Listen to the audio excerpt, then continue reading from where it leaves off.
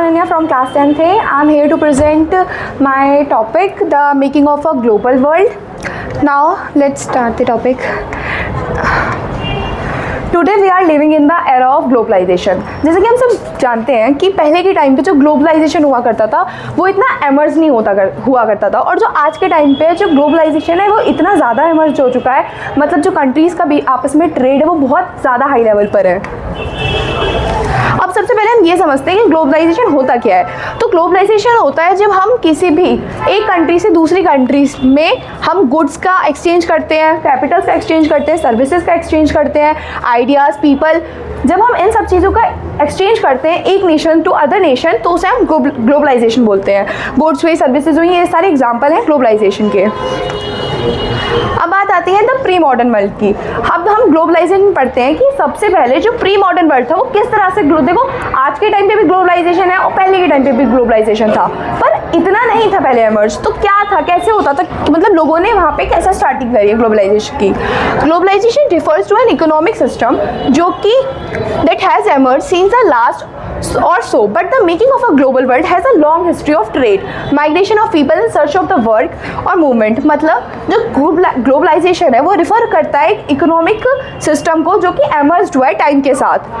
पर जो ग्लोबलाइजेशन था, जो ग्लोबल वर्ल्ड था, उसकी हिस्ट्री जो थी ट्रेड की और माइग्रेशन की या फिर पीपल्स की वो बहुत बड़ी है।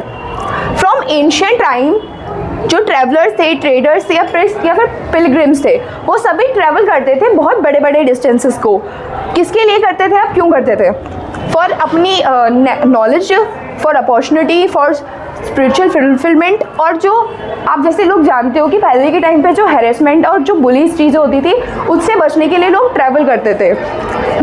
दे carried goods, money, values, skills, ideas, inventions. ये सारी चीज़ें तो कॉमन होती थी कि इन चीज़ों का ट्रेड एक नेशन टू अदर नेशन आज भी होता है, बट पहले से और आज के टाइम पे एक चीज़ बहुत कॉमन रही है कि इसके साथ साथ जर्म्स और डिजीज़ का भी हमारा एक nation to other nation travel हुआ है। अब हम बात करते हैं as early as 3000 BC an active coastal trade link the Indus valley civilisation with present day West Asia. अब हम जैसे कि पहले के टाइम पे पढ़ेंगे 3000 BC पहले जो एक इंडस वैली के नाम से जानी जाती थी और आज के टाइम पे वो वेस्ट एशिया के नाम से जानी जाती है।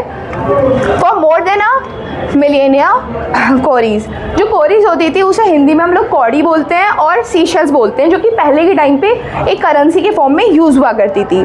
फ्रॉम द मालदीव्स, और ये यूज़ कहाँ होती थी, मालदीव से लेके मालदीव्स में यूज़ करी जाती थी करेंसी के नाम से, और ये आज के टाइम पे चाइना और ईस्ट अफ्रीका में इसने अपना वे ढूंढ लिया है एज अ करेंसी के रूप में या फिर एज अ ट्रेड के रूप में। अब हम बात करते हैं silk route links the world. जो सिल्क रूट था, जैसे कि आप यहाँ पे देख सकते हो सिल्क रूट, उस टाइम पे सिल्क रूट एक ऐसा रूट था जो पूरे वर्ल्ड को आपस में जोड़ता था। और जो सिल्क रूट है वो एक वाइब्रेंट प्री मॉडर्न वर्ल्ड का ट्रेड का और कह सकते हैं cultural link between cultural link parts के वर्ल्ड में वो एक गुड एग्जाम्पल रहा है। जो silk, the name of silk route point to the importance of west bound Chinese silk cargoes along this route. अगर हम बात करते हैं सिल्क रूट की तो जो वो एक इम्पॉर्टेंस दिखाता है जो कि वेस्ट बाउंड टू, जो चाइना से सिल्क निकलती थी जो कि वेस्ट बाउंड तक पहुंचती थी इस रूट से। Several silk routes over land made by sea knitting together west regions of Asia and linking Asia with Europe and northern Africa. अगर हम बात करते हैं जो सिल्क रूट्स थे वो ऐसा नहीं है कि सिर्फ ज़मीन पे थे, ये जो सी था उसके ऊपर भी बहुत सारे ब्रिजेस बनाए गए। किस लिए बनाए गए थे कि जो हमारी वेस्ट रीजन्स हैं एशिया के वो लिंक हो सके यूरोप और नॉर्थन अफ्रीका के साथ। फ्रॉम दिस रूट, अब जो बात आती है मेन, इस रूट से जो चाइनीज़ की पोइट्री ब्लू पोइट्री के नाम से फेमस है, और यहाँ से इसके सिल्क, जैसे कि मैंने पहले भी बोला, जाते थे। और इसी सेम रूट से इंडिया के टेक्सटाइल्स जो कि मलमल कहा जाता था और स्पाइसीज वो भी ट्रैवल करते थे इंडिया टू साउथ ईस्ट। अगर हम बात करें जो यहाँ से जो क्रिश्चियन मिशनरीज थे वो भी ट्रैवल कर रहे थे इसी रूट से एशिया की तरफ एज मुस्लिम, और कुछ टाइम बाद ही जो मुस्लिम पिक्चर्स थे वो भी इसी कुछ टाइम बाद यहाँ से ट्रैवल कर रहे थे। और इन सबसे भी पहले जो बुद्धिज्म था वो यहीं से एमर्ज हुआ था from eastern India and spread in several direction, मतलब यहाँ से बहुत ज़्यादा स्प्रेड हुआ था। अब हम बात बात करते हैं food travel, spaghetti and potato. जैसा कि मैंने पहले बोला, ग्लोबलाइजेशन में चीज़ों का एक नेशन से दूसरे नेशन में मूवमेंट होता है। अब यहाँ पे हम बात करते हैं food offers many examples of long distance culture exchange. जो ट्रेड और ट्रैवलर्स होते थे वो भी नई नई क्रॉप्स को उगाते थे और वो उसको अपने साथ लेके जाते थे एक जगह से दूसरी जगह। अगर हम बात करते हैं स्पेगेटी और नूडल्स की, तो ये ऐसा माना जाता है कि जो नूडल है वो ट्रैवल करा था उसने वेस्ट फ्रॉम चाइना और आज जाके उसे हम स्पेगेटी के नाम से जानते हैं। और अगर हम ऐसी बात करें अब से अरब की, तो अरब से जो ट्रेडर्स थे उन्होंने पास्ता लेकर आए थे वो अपने साथ 5th सेंचुरी में, जो कि पहले सिलेशिया था और मतलब सिलेशिया लेके गए थे, जो कि अब एक आइसलैंड है इटली में। Many of our common such as potato, soya, groundnuts, maize, tomato, chilli, sweet potato और बहुत सारी ऐसी चीज़ें जिनके बारे में हमारे एंसेस्टर्स को पहले पता ही नहीं था। अबाउट 5 years ago वो सारी भी चीज़ें यहीं से ट्रैवल करी थी। अगर आप यहाँ पे देख सकते हो फूड एंड देयर ओरिजिन, अगर हम बात करते हैं स्पेगेटी या फिर नूडल्स, वो पहले ओरिजिन हुआ था उसका चाइना में। पास्ता की बात करें तो वो अरब से आया था।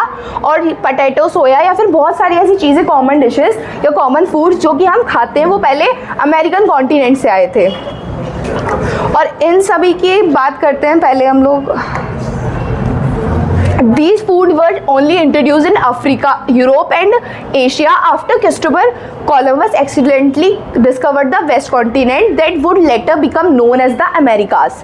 अगर हम बात करते हैं जो यूरोप और एशिया का जो ये इंट्रोडक्शन हुआ था, ये एक्सीडेंटली हुआ था। मतलब जो क्रिस्टोफर कोलंबस था उसने एक वेस्ट कंट्री, जिसे कि आज के टाइम पे हम लोग अमेरिका के नाम से जानते हैं, उसको खोजा था क्रिस्टोफर कोलंबस ने। अगर हम बात करते हैं क्रिस्टोफर कोलंबस की, तो एक्सप्लोरर था ये क्रिस्टोफर कोलंबस, जो कि 1459 to 1506 तक जिया था।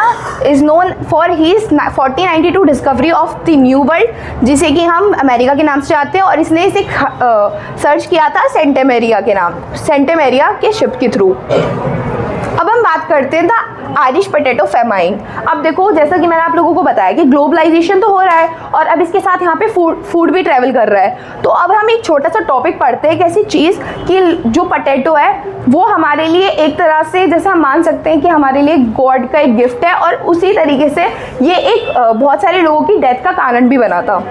When Europeans familiar with potato, European people began to eat better and live longer with the introduction of humble potato. अगर हम बात करते हैं जब यूरोपियन जो थे, जब वो फैमिलियर हो गए थे पोटैटो के साथ, तो जो यूरोपियंस थे वो इतना ज़्यादा डिपेंडेंट हो गए थे कि अब उन्हें ऐसा लगता था कि अब उनको अच्छा खाना खाने को मिल गया, मतलब एक अच्छी चीज़ मिल गई जिससे वो खा सकते हैं और बहुत लॉन्ग टाइम तक जी सकते हैं।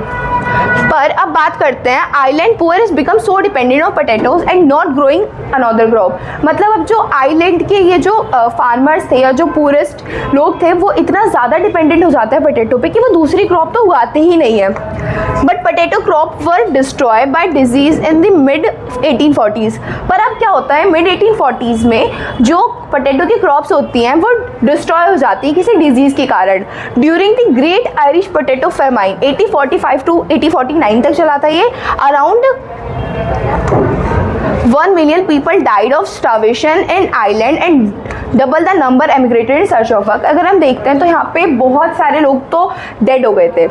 और अगर हम दूसरी बात करते हैं, देखो डाई हो गए, और अब जो दूसरे लोग बच गए थे या जो मोस्टली पीपल बच गए थे, उससे भी ज़्यादा डबल लोग अब अपने दूसरे सर्च के लिए काम किए सर्च में निकल गए थे। अब हम बात करते हैं कॉन्क्वेस्ट, डिजीज़ एंड ट्रेड।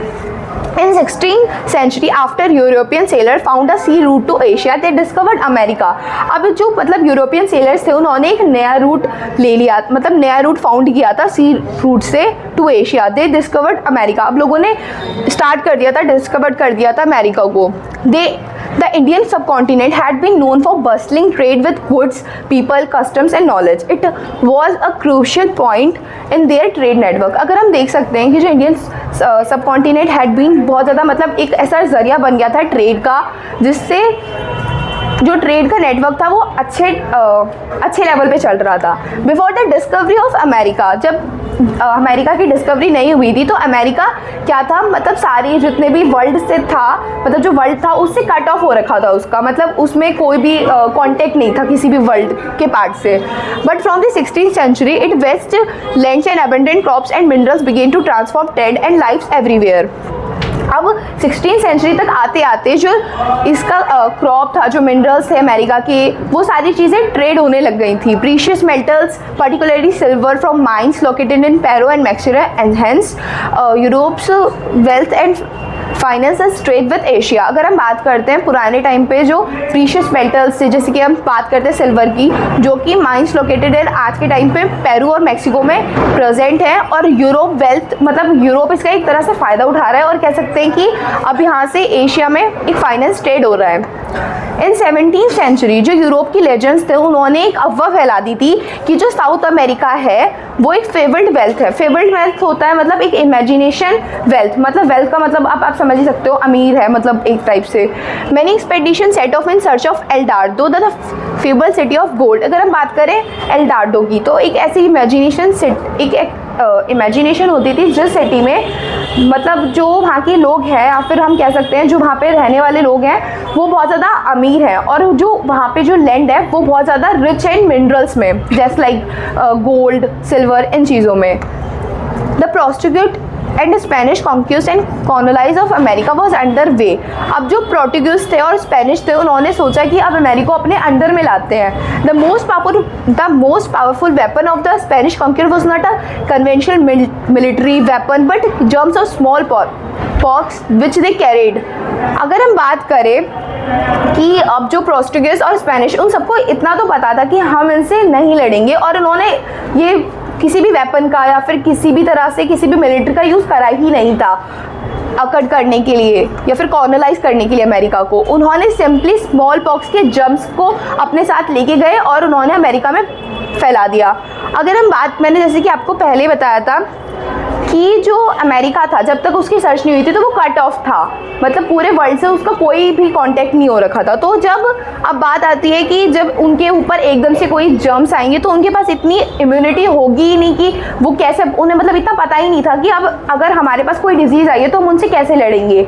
इसलिए तो इस वजह से जो यूरोप था वो कॉलोनाइज करने में सक्सेसफुल हो गया था अमेरिका पे। अगर हम बात करते हैं यूरोप की डेवलपमेंट की, in 19th century poverty and hunger were common and religious dissenters for prostitute. अगर हम देखें 19th सेंचुरी में जो पॉवर्टी और हंगर थी वो बहुत ज़्यादा कॉमन हो गई थी, और जो रिलीजियस डिसेंटर्स बहुत ज़्यादा थे, मतलब जो रिलीजियस मतभेद थे वो बहुत ज़्यादा बढ़ गए थे। In 18th century plantation work by slaves captured in Africa were growing cotton and sugar for European markets. अगर हम बात करते हैं 18th सेंचुरी की पहले, तो जो प्लांटेशंस थे वो वर्क करते थे स्लेव्स की तरीके से, और वो कैप्चर्ड कर रखे थे अफ्रीका में, मतलब उनको वहाँ अफ्रीका में लेके गए थे इन कॉटन और शुगर की ग्रोइंग के लिए। और ये सब जो हो रहा था वो वेलफेयर के लिए हो रहा था, यूरोपियन मार्केट के लिए। Until well into the 18th century जो चाइना, मतलब अगर बात करते हैं हम 18th सेंचुरी की, तो जो चाइना और इंडिया था वो सबसे ज़्यादा रिचेस्ट कंट्रीज़ में माना जाता था वर्ल्ड में। They were also preeminent in Asian trade, मतलब उनका सबसे ज़्यादा सहयोग कह सकते हैं एशियन ट्रेड में उस टाइम पे। फ्रॉम द 15th सेंचुरी, अगर हम बात करते हैं 15th सेंचुरी की, तो जो चाइना था उसने बिल्कुल अपने आप को एक तरह से आइसोलेट कर दिया था, रिस्ट्रिक्ट कर दिया था ओवरसीज, और रिट्रीटेड कर दिया था, रिड्यूस कर दिया था, और जो इम्पोर्टेंस थी उस टाइम पे अमेरिका ग्रेजुअली की वो बहुत ज़्यादा बढ़ गई थी। और जो यूरोप था वो एक तरह से एमर्ज हो गया था the centre of world trade के नाम से। Thank you.